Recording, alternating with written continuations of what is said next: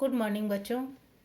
पिछली कक्षा में हमने यूनिट 2 का चैप्टर 6 पढ़ा था, जिसका शीर्षक था प्रमुख विकासोचित कार्य।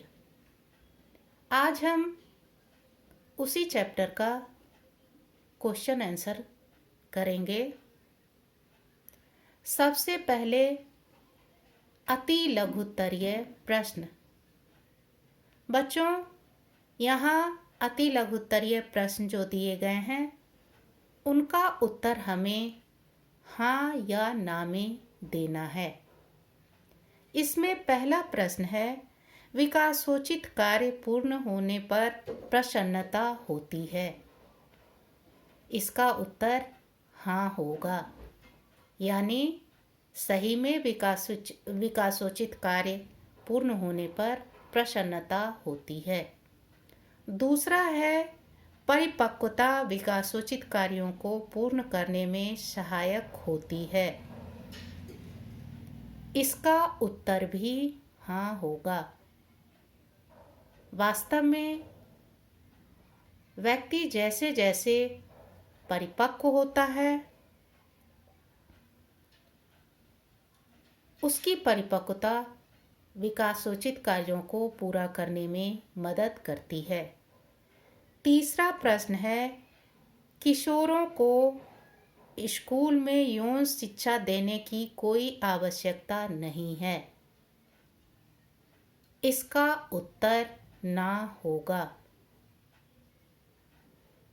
वास्तव में किशोरावस्था में विद्यालय में यौन शिक्षा देना अनिवार्य है, क्योंकि यौन शिक्षा के अभाव में किशोर तथा किशोरियों को बहुत सारी कठिनाइयों का सामना करना पड़ता है और कभी कभी सही जानकारी नहीं होने के कारण वे लोग गलत कदम भी उठा लेते हैं। चौथा प्रश्न है, आरंभिक किशोरावस्था में किशोर संवेगात्मक रूप से स्वतंत्र हो जाते हैं। इसका उत्तर होगा ना, क्योंकि जब किशोर उत्तर किशोरावस्था में पहुंचते हैं तब वे संवेगात्मक रूप से स्वतंत्र होते हैं।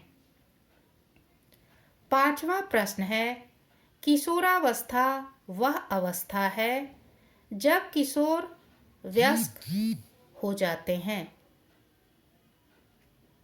इसका उत्तर ना होगा, क्योंकि किशोरावस्था वयस्क अवस्था की तैयारी है।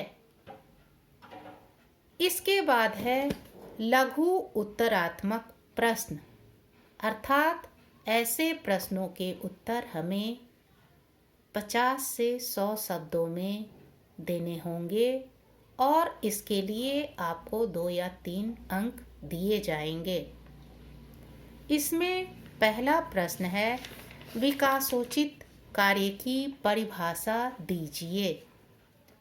इसका उत्तर होगा, विकासोचित कार्य वह कार्य है जो व्यक्ति के जीवन में किसी अवस्था के आने पर अथवा उससे कुछ पहले आता है और जिसको सफलतापूर्वक करने से व्यक्ति सुखी होता है और आगे के कार्यों को करने में सफल होता है, तथा जिसमें असफल होने पर वह दुखी होता है और बाद के कार्यों को करने में कठिनाई अनुभव करता है।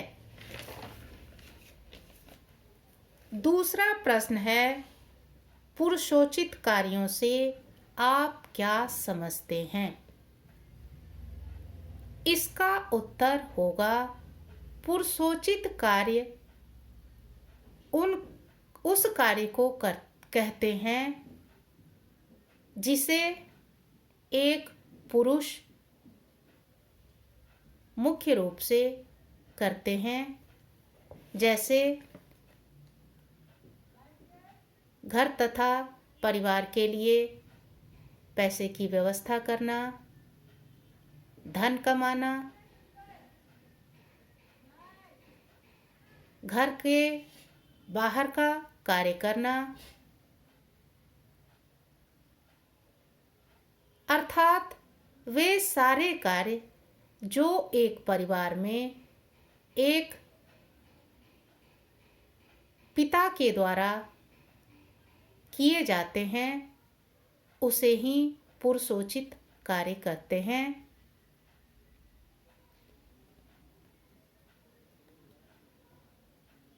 तीसरा प्रश्न है, क्या किशोरियों के लिए स्त्रियोचित कार्यों को ग्रहण करना आसान होता है? इसका उत्तर होगा, एक किशोरी के लिए स्त्रियोचित कार्यों को ग्रहण करना आसान नहीं होता है। जब एक किशोरी बाल्यावस्था से किशोरावस्था में प्रवेश करती है तो शारीरिक रूप से तो वह एक किशोरी दिखाई पड़ती है, लेकिन मानसिक रूप से अभी भी वह एक बालिका ही होती है। जहाँ बाल्यावस्था में वह किसी भी प्रकार का खेल खेलने के लिए स्वतंत्र होती है, चाहे वह गुड्डे गुड़िया से खेले, चाहे पुलिस इंस्पेक्टर बने, चाहे डॉक्टर बने, चाहे इंजीनियर बने। लेकिन जैसे ही वह किशोरावस्था में प्रवेश कर जाती है तो उस पर बहुत सारे दबाव पड़ने लगते हैं। उससे ना सिर्फ घर परिवार में बल्कि समाज के द्वारा भी यह अपेक्षा की जाती है कि उसका आचरण और व्यवहार एक स्त्री के समान होना चाहिए। उसे वही कार्य करना चाहिए जो एक स्त्री अथवा महिला को शोभा देता है। बाल्यावस्था में ना तो एक बालक पर ना ही एक बालिका पर किसी प्रकार का दबाव होता है या रोक टोक होता है, लेकिन किशोरावस्था में जहाँ बालकों पर किसी प्रकार का रोक टोक अथवा दबाव नहीं होता, वहाँ बालिकाओं को जगह जगह रोका टोका जाता है, उन पर दबाव बनाया जाता है और ये सारी चीज़ें उसे अच्छी नहीं लगती। उसे ऐसा लगता है कि उसके साथ अन्याय हो रहा है, उसी की आयु के युवा पर तो किसी प्रकार का रोक टोक नहीं है, फिर उसे क्यों रोका जा रहा है? उसे तो ऐसा नहीं कहा जा रहा है कि तुम ये करो और तुम ये ना करो, फिर हमें क्यों कहा जा रहा है? इस स्थिति में बालिकाएं बहुत ही अधिक कुंठित हो जाती है, अंदर ही अंदर घुटन का अनुभव करती हैं। यह स्थिति ज़्यादा बढ़ने पर किशोरी बहुत सारी मनोवैज्ञानिक समस्याओं का शिकार भी हो जाती है। इसलिए जब एक बालिका किशोरावस्था में आती है तो माता का यह दायित्व तो बनता है कि प्रेम पूर्वक उसे समझाए कि उसके शरीर में कुछ ऐसे परिवर्तन हो रहे हैं जिसके कारण उस पर उसे रोका या टोका जा रहा है। यदि रोका भी और टोका भी जा रहा है तो किस लिए रोका जा रहा है, इस बात की उसे सही सही जानकारी देनी चाहिए। यदि उसे काम करने के लिए कहा भी जा रहा है तो प्रेम पूर्वक कहना चाहिए।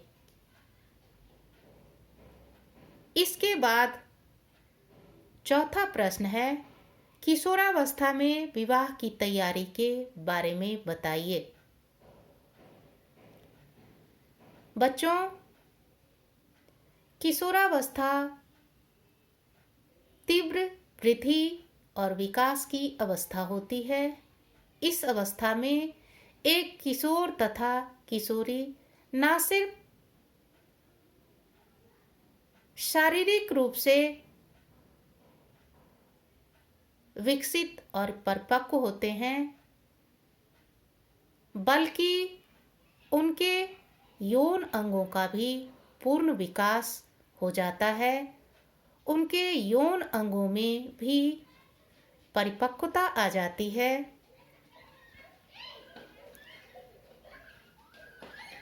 ये विकास और परिपक्वता उन दोनों को एक भावी पुरुष और स्त्री बनने के योग्य बना देती हैं। उनमें वे सारे शारीरिक गुण आ जाते हैं जो उन्हें सफल वैवाहिक जीवन जीने के योग्य बना देते हैं।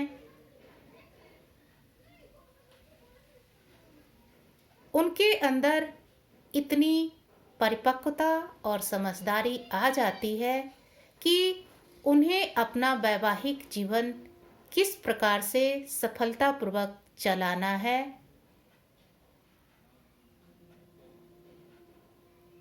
ये सारी बातें उन्हें समझ में आ जाती है। इस प्रकार हम देखते हैं कि किशोरावस्था में एक किशोर अथवा किशोरी अपने आप को भावी वैवाहिक जीवन के लिए पूर्ण रूप से तैयार कर लेते हैं। धन्यवाद।